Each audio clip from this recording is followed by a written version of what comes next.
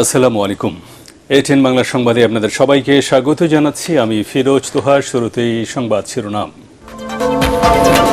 সার্বজনীন pension scheme প্রত্যাহারের দাবিতে অনির্দিষ্টকালের কর্মবিরতিতে পাবলিক বিশ্ববিদ্যালয়ের শিক্ষকরা। আজ থেকে ক্লাস, পরীক্ষা সহ একাডেমিক কার্যক্রম বন্ধ রাখার ঘোষণা। বন্যা পরিস্থিতির অবনতির কারণে সিলেট বিভাগে ৯ জুলাই শুরু হবে এইচএসসি ও সমমানের পরীক্ষা, জানালেন শিক্ষামন্ত্রী।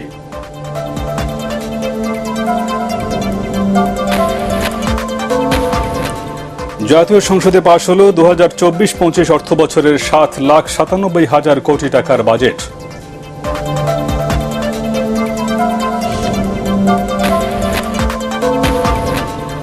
লিটারে 1 টাকা কমল ডিজেল ও কেরোসিনের দাম। অকটেন ও পেট্রোলের দাম অপরিবর্তিত, আজ থেকে কার্যকর।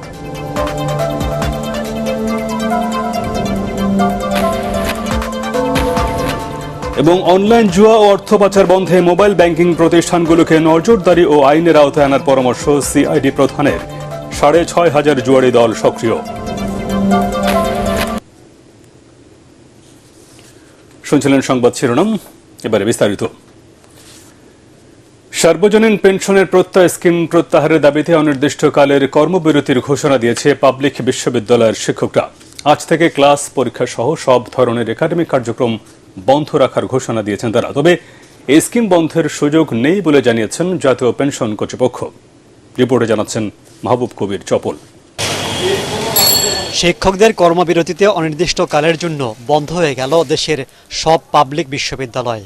চাপিয়ে দেয়া প্রত্যয় পেনশন স্কিম নিয়ে তাদের এই আন্দোলন। রাষ্ট্রায়ত্ত, স্বায়ত্তশাসিত বা সমাজজাতীয় প্রতিষ্ঠানগুলোর জন্য প্রত্যয় নামের আলাদা পেনশন স্কিম চালু করে সরকার। এতে বলা হয়, 1 জুলাই থেকে এসব প্রতিষ্ঠানে কেউ যোগদান করলে তারা এই স্কিমের অন্তর্ভুক্ত হবেন। নতুন পদ্ধতিতে মূল বেতনের 10% বা সর্বোচ্চ 5,000 টাকা কেটে নেওয়া হবে এবং প্রতিষ্ঠানও দেবে একই পরিমাণ টাকা। অবসরের পর মৃত্যুর আগ পর্যন্ত পেনশন পাবেন তারা। তবে বিশ্ববিদ্যালয়ের শিক্ষকরা বলছেন, এতে রয়েছে শুভঙ্করের ফাঁকি। আমরা এককালীন এখন যে শিক্ষকরা রিটায়ারমেন্টের সময় 80 লক্ষ টাকা একসাথে পাই, তার পরবর্তী পর্যায়ে আমাদের 65 বছর চাকরির বয়স, তারপর আমাদের কোনো টাকা দিতে হয় না। প্রত্যেক স্কিমে হলো যে আপনাকে 5,000 টাকা 5,000 টাকা দিতে হবে, 10% টাকা দিতে হবে। এই যে শুভঙ্করের ফাঁকিটা, এবং এককালীন আমি কোনো টাকা পাবো না। হঠাৎ করে শিক্ষকদের আত্মমর্যাদাকে ভুলুণ্ঠিত করে আপনারা আমাদেরকে আলাদা করেছেন। এটা প্রতারণা করা হচ্ছে, হয় ইচ্ছে করে করছেন বা কিংবা অঙ্কে যথেষ্ট কাঁচা। তা নাহলে এইভাবে কারো মাথায় তাকে বুঝতে পারছেন এখনকার যে পেনশন 25 বছর একই সমান টাকার পেনশন হয় কেমনে। শিক্ষার্থীদের জিম্মি করে এই আন্দোলনের সমালোচনা করছেন অনেকেই। তারপরও শিক্ষকরা বলছেন, দাবি আদায় না হওয়া পর্যন্ত কর্মবিরতি চলবে। এতদিন পর্যন্ত আমরা যে প্রোগ্রামগুলো চালে আসছি, কেউ আলোচনা করার, দাবি না মানা বোঝার ব্যাপার না, আলোচনা করার জন্য ইনভাইট করা হয় না, আমাকে একটা টেলিফোন তোলা হয়নি। আমাদের স্বার্থ, আত্মমর্যাদার জন্য আমরা এই কাজটি করছি। তবে আমাদের দাবি মানিয়ে নেওয়ার পর যেটুকু ক্ষতি হয়েছে, আমরা সেইটুকু আমাদের যে বন্ধের দিনগুলো আছে, আমরা স্পেশাল ক্লাস নিয়ে হলো আমরা আমাদের শিক্ষার্থীদের সেটা কাভার করব। তবে জাতীয় পেনশন কর্তৃপক্ষ বলছে, প্রত্যয় স্কিম স্থগিত করা হবে না। পাবলিক বিশ্ববিদ্যালয়গুলোর বিষয়ে সিদ্ধান্ত নেবে সরকার। কমা বাড়ার বিষয় কিন্তু না, সরকার একটা কন্ট্রিবিউটরি পেনশন সিস্টেমের ব্যবস্থা চালু করেছে এবং 1 জুলাই পরের থেকে যারা জয়েন করবে তাদেরকে বলেছে যে তোমরা এই স্কিমের আওতায় আসবে। উনি তো দেখবেন যে এই স্কিমে কি সুবিধা, সেই সুবিধা দেখে আসবেন। আর যিনি এখন আছেন তার তো কোনো সুবিধা সরকার কাটেল করে নেই। শিক্ষকদের কর্মবিরতি দীর্ঘ হলে সেশন জটের আশঙ্কা করছেন শিক্ষার্থীরা। এটা তো মাহবুব কবির চপল, এটিএন বাংলা, ঢাকা। বন্যা পরিস্থিতির অবনতির কারণে সিলেট বিভাগে ৯ জুলাই থেকে এইচএসসি ও সমমানের পরীক্ষা শুরু হবে বলে জানিয়েছেন শিক্ষামন্ত্রী মহিবুল হাসান চৌধুরী নওফেল। রাজধানীর আন্তর্জাতিক মাতৃভাষা ইনস্টিটিউটে এইচএসসি ও সমমানের পরীক্ষা নিয়ে আয়োজিত সংবাদ সম্মেলনে তিনি একথা জানান। এ সময় বৈষম্যমূলক পেনশন স্কিম বাতিলের দাবিতে আজ থেকে দেশের সব পাবলিক বিশ্ববিদ্যালয়ে ডাকা অনির্দিষ্টকালের কর্মবিরতির বিষয়েও কথা বলেন শিক্ষামন্ত্রী। 2025 সাল থেকে সরকারের সকল কর্মকর্তা কর্মচারীও কিন্তু সার্বজনীন পেনশনের যে সমস্ত স্কিমগুলো আছে সেই সমস্ত স্কিমে সেখানে তারা স্থানান্তরিত হবেন। সরকারের এই সিদ্ধান্তের বিষয়ে সুনির্দিষ্টভাবে কোনো মন্তব্য করা আমাদের জন্য সমীচীন হবে না। সরকারের যে সিদ্ধান্ত সেটা সাথে আমাদের সকলের অবস্থান থাকতে হবে। আর শিক্ষকদের বিষয়ে এই আলোচনাটি আমরা আবারও সেটা পর্যালোচনা করে দেখা যায় কিনা সেটা নিয়ে ভবিষ্যতে আলোচনা হতে পারে। জাতীয় সংসদে পাশ হলো আগামী অর্থ বছরের 7,97,000 কোটি টাকার budget. Speaker doctor Shirin Sharmin চৌধুরীর সভাপতিত্বে অর্থমন্ত্রী আবুল হাসান মাহমুদ আলীর প্রস্তাব করা নির্দিষ্টকরণ বিল 2024 পাশের মধ্য দিয়েই শেষ হয় বাজেট পাশের আনুষ্ঠানিকতা। অর্থনৈতিক অঞ্চলে শূন্য শুল্কের কর হার ও মূলধনী যন্ত্র আমদানিতে আগের কর হারই বহাল থাকছে এবারের বাজেটে। 15% কর দিয়ে কালো টাকা সাদা করার সুযোগ পাচ্ছেন বিনিয়োগকারীরা। সর্বোচ্চ কর হার 25%। এদিকে চড়া সুদে ক্ষুদ্র ঋণ বিতরণকারী প্রতিষ্ঠান ও গ্রামীণ ব্যাংক নিয়ে সমালোচনা মুখর ছিল বাজেট অধিবেশন। শরফুল আলমের রিপোর্ট। ধন্যবাদ মাননীয় স্পিকার। জাতীয় সংসদের বাজেট অধিবেশনে দিনের কার্যসূচি অনুযায়ী বিভিন্ন মন্ত্রণালয়ের প্রশ্ন জিজ্ঞাসা এবং উত্তর টেবিলে উপস্থাপন করা হয়। এই সময় গ্রামীণ ব্যাংক ও ক্ষুদ্র ঋণ বিতরণকারী প্রতিষ্ঠান নিয়ে সমালোচনা করেন সংসদ সদস্যরা। তাদের মতে কম সুদের টাকা নিয়ে চড়া সুদে এসব প্রতিষ্ঠান ঋণ বিতরণ করছে। মাইক্রো ক্রেডিটের লোন নিয়ে ইউনূস সাহেবের যাত্রা শুরু করলেন, বা গ্রামীণ ব্যাংক, সেখানেও পেইড আপ ক্যাপিটাল বাংলাদেশ গভর্নমেন্টের 60%। ক্ষুদ্র ঋণের নামে গরিব মানুষের কাছ থেকে কাগজে কলমে বলছেন 12.5%। 10,000 টাকায় প্রতি সপ্তাহে 250 টাকা, প্রথম দিন প্রথম কিস্তিও 250 টাকা, শেষ কিস্তিও 250 টাকা।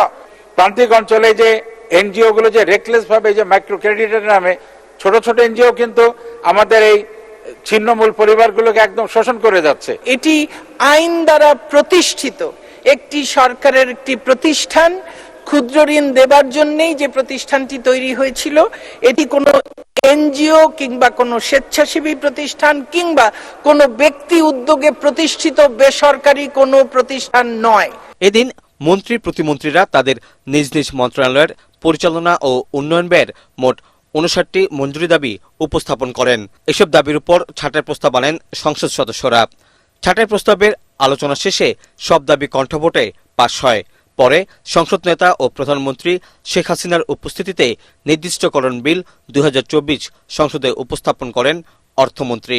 প্রস্তাব করছি যে 2025 সনের 30 জুন তারিখের সমাপ্য অর্থ বৎসরের কার্যাদি নির্বাহের জন্য সংযুক্ত তহবিল থেকে অর্থ প্রদান ও নির্দিষ্টকরণের কর্তৃত্ব প্রদানের জন্য আনিত বিলটি নির্দিষ্টকরণ বিল 2024 এই মহান সংসদে পাশ করা হোক। যারা এই প্রস্তাবের পক্ষে আছেন তারা হা বলুন, যারা এই প্রস্তাবের বিপক্ষে আছেন তারা না বলুন। হা জয়যুক্ত হয়েছে, হা জয়যুক্ত হয়েছে, হা জয়যুক্ত হয়েছে। অতএব নির্দিষ্টকরণ বিল 2024 সংসদে সর্বসম্মতিক্রমে পাশ হলো। এর আগে বিশেষ অর্থনৈতিক অঞ্চল ও হাইটেক পার্কে বিদ্যমান শূন্য শুল্ক হার বহাল এবং মূলধনী যন্ত্রাংশ আমদানিতে আগের কর হার অব্যাহত রাখা হয়। 15% কর দিয়ে কালো টাকা সাদা করার সুযোগ নিয়ে ব্যাপক সমালোচনা হলেও অবশেষে তা কার্যকর হচ্ছে নতুন অর্থ বছরে। সর্বোচ্চ কর হার করা হচ্ছে 25%। 2024-25 সালের বাজেট জুলাইয়ের প্রথম দিন থেকেই কার্যকর হবে। এর আগে গত 6 জুন সংসদে 7,97,000 কোটি টাকার বাজেট পেশ করেন অর্থমন্ত্রী। সংসদের বৈঠক আগামীকাল 17। শরফুল আলম, এটিএন বাংলা, ঢাকা। এদিকে বাজেট পরবর্তী নৈশ ভোজে অংশ নিয়েছেন প্রধানমন্ত্রী শেখ হাসিনা। সন্ধ্যায় রাজধানীর বঙ্গবন্ধু আন্তর্জাতিক সম্মেলন কেন্দ্রে তাকে স্বাগত জানান অর্থমন্ত্রী আবুল হাসান মাহমুদ আলী ও অর্থ প্রতিমন্ত্রী। অর্থ মন্ত্রণালয় আয়োজিত নৈশ ভোজে আমন্ত্রিত অতিথিদের সাথে কুশল বিনিময় করেন প্রধানমন্ত্রী। এ সময় জাতীয় সংসদের স্পিকার, সংসদ উপনেতা, হুইপ, মন্ত্রিপরিষদের সদস্য, প্রধানমন্ত্রীর উপদেষ্টা, সংসদ সদস্য, গণমাধ্যম প্রতিনিধি সহ বিশিষ্ট ব্যক্তিরা উপস্থিত ছিলেন।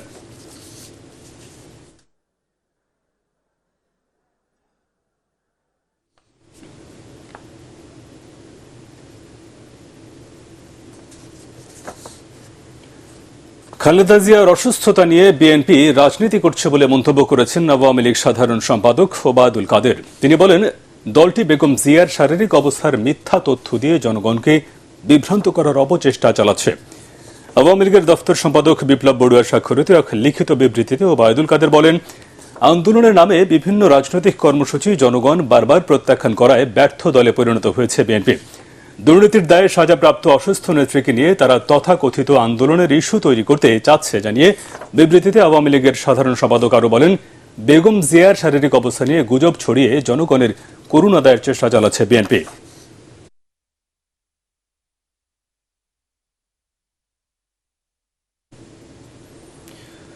ভারতের সাথে রেল যোগাযোগ সহ 10টি সমঝোতা স্মারক সই বাংলাদেশের জাতীয় নিরাপত্তার জন্য হুমকি বলে দাবি করেছে বিএনপি।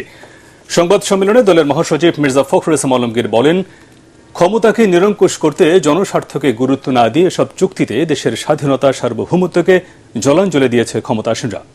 কামরুজ্জামান রাজীবের রিপোর্ট।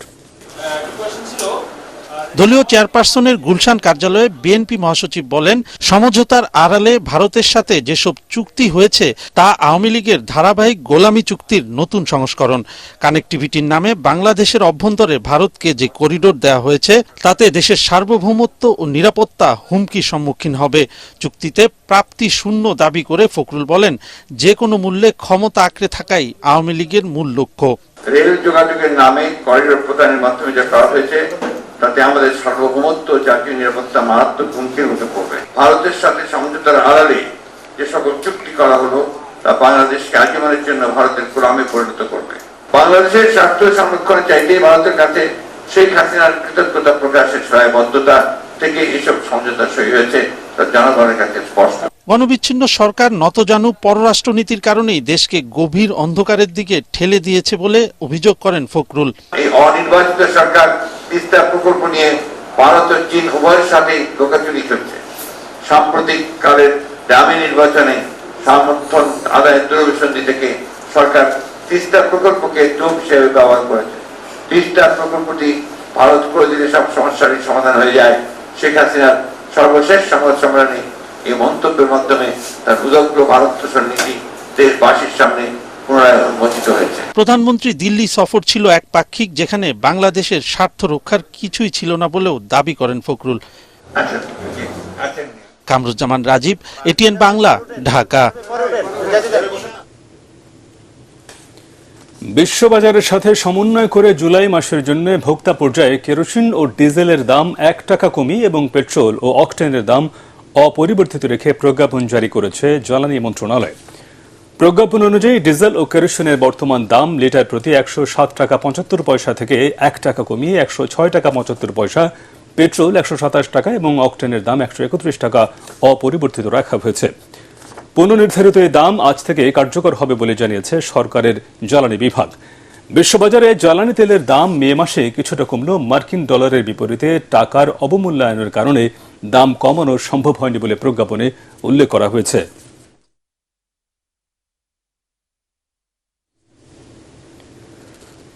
দেশে 6,500-এরও বেশি অনলাইন জুয়ারি দল কার্যক্রম চালাচ্ছে বলে ধারণা পুলিশের অপরাধ তদন্ত বিভাগ সিআইডির। রাজধানীর মালিবাগে এক গবেষণা প্রতিবেদন প্রকাশ অনুষ্ঠানে সংস্থাটির প্রধান মোহাম্মদ আলী মিয়া জানান, জুয়ারিরা মোবাইল ব্যাংকিং অ্যাপ ব্যবহার করে উপার্জিত অর্থ বিদেশে পাচার করছে। তাই মোবাইল ব্যাংকিং অ্যাপগুলোকে নিয়ন্ত্রণে দ্রুত আইন তৈরির পরামর্শ সিআইডি প্রধানের। ইমদাদুল্লাহ বাবুর রিপোর্ট। আমরা কিন্তু একটি স্পিন করে 200 টাকা আর্ন করেছি। সাইবার জগতে চটকদার বিজ্ঞাপন দিয়ে উৎসাহিত করা হচ্ছে অনলাইন জুয়া। টাকা উপার্জনের পথ দেখিয়ে সেরা অলরাউন্ডার সাকিব আল হাসানেরও একটি বিজ্ঞাপন নজর কাড়ছে সবার। বাংলাদেশে অনলাইন জুয়া, বিশ্বের 200 কোটিরও বেশি মানুষ অনলাইন জুয়ায় আসক্ত, পিছিয়ে নেই বাংলাদেশও। আইসিটি বিভাগের হিসেবে অন্তত 50 লাখ মানুষের আসক্তি রয়েছে এতে। অনলাইন জুয়া ও মোবাইল অ্যাপের মাধ্যমে অর্থ পাচার নিয়ন্ত্রণের চ্যালেঞ্জ শীর্ষক এক গবেষণা প্রতিবেদন প্রকাশ অনুষ্ঠানে সিআইডি প্রধান জানান, দেশি বিদেশি 6,500-এর মতো জুয়ারি বাংলাদেশের জুয়ার রাজ্যের নিয়ন্ত্রক। 6,500-এর উপরে গ্যাম্বলিং টিম আছে। ইভেন মোর দেন 6,000 ক্রিপ্টোকারেন্সি অ্যাকাউন্ট আছে। কারা লিড দিচ্ছে কোনো ডাটা আমাদের নেই। কি পরিমাণ টাকা পাচার হচ্ছে এর উপর তথ্য কিন্তু কেউ কাছে নেই। এটা করার জন্যই আমরা উদ্যোগ নিচ্ছি। সিআইডির হিসেবে 2015 থেকে 2022 সাল পর্যন্ত 331টি অর্থ পাচারের মামলা হয়েছে।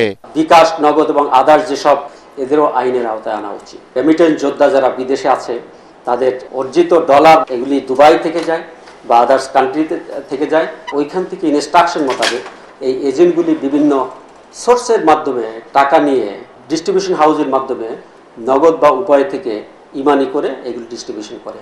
অনলাইনে অর্থ পাচারের অপরাধ দমনে বিটিআরসি, বাংলাদেশ ব্যাংক ও মোবাইল ফোন অপারেটর সহ সংশ্লিষ্ট সবার সম্মিলিত প্রচেষ্টা দরকার বলেও মনে করেন সিআইডি প্রধান।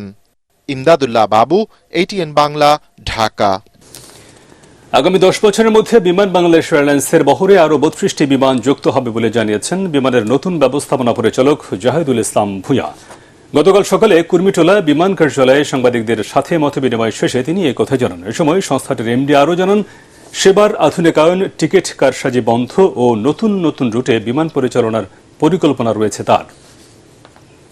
টিকিটিংয়ের যে সমস্যাটা, এটা আমি সম্পূর্ণভাবে সমাধান 2034-35-এ যাতে আমাদের 47টি এয়ারক্রাফট থাকে বিমানবন্দরে, সেই হিসাবে আমাদের বর্তমান 21টি আছে। 21টি থেকে 6টা ফেজ আউট হয়ে যাবে। টোটাল মোট 32টা এয়ারক্রাফট আমরা পরিকল্পনা করছি, যেভাবেই হোক, যে সোর্স থেকেই হোক আমাদের বহরে অ্যাড করতে হবে, either purchase or lease or other কোনো মেকানিজম, যাই হোক, সেটা হলো আমাদের। নারায়ণগঞ্জের সোনাগয়ে অভিযান চালিয়ে কুমিল্লা ঢাকা মহাসড়কের চোরাই চক্রের মূল হোতা আবু তাহের সহ 4 জনকে গ্রেফতার করেছে র্যাব 3। একই সাথে উদ্ধার করা হয়েছে ভারতীয় কারখানায় তৈরি আন্তর্জাতিক বিভিন্ন ব্র্যান্ডের বিপুল পরিমাণ অবৈধ অ্যান্ড্রয়েড ও ফিচার ফোন। র্যাব জানায়, দীর্ঘদিন ধরে চোরাই মোবাইল ক্রয় বিক্রয়ের সাথে জড়িত সংঘবদ্ধ চক্রটির কার্যক্রমের উপর নজরদারি চালাচ্ছিল তারা। গোপন সংবাদের ভিত্তিতে গত 29 জুন রাতে অভিযান চালিয়ে ভারতীয় চোরা কারবারি চক্রের মূল হোতা আবু তাহের সহ 4 সহযোগীকে গ্রেফতার করা হয়। এ সময় তাদের কাছ থেকে উদ্ধার করা হয় 818টি চোরাই মোবাইল ফোন, 2টি প্রাইভেট কার ও নগদ টাকা। প্রাথমিক জিজ্ঞাসাবাদে আসামিরা জানায়, আইন শৃঙ্খলা রক্ষাকারী বাহিনীর চোখ ফাঁকি দিয়ে এসব কার্যক্রম পরিচালনা করে আসছিল তারা। এবারে পার্টেক্স খেলার খবর।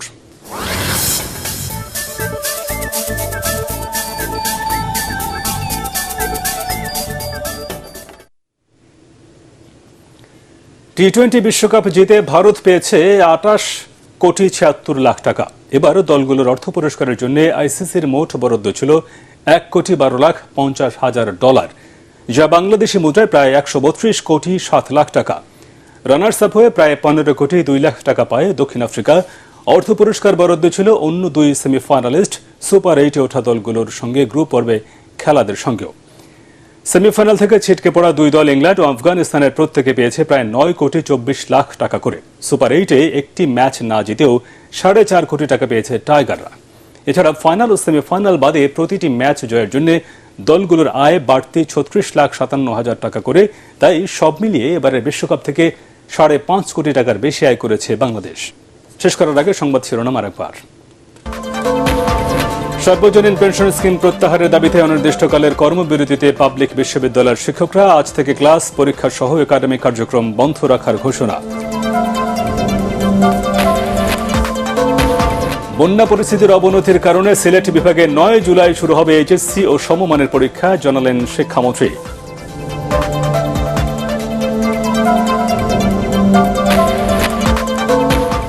জাতীয় সংসদে পাশ হল 2024-25 অর্থ বছরের 7,97,000 কোটি টাকার বাজেট।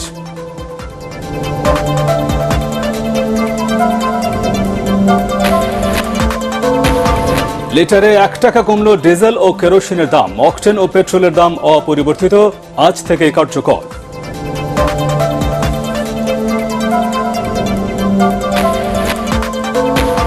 এবং অনলাইন জুয়া ও অর্থ পাচার বন্ধে মোবাইল ব্যাংকিং প্রতিষ্ঠানগুলোকে নজরদারি ও আইনের আওতায় আনার পরামর্শ সিআইডি প্রধানের। 6,500 জুয়ারি দল সক্রিয়।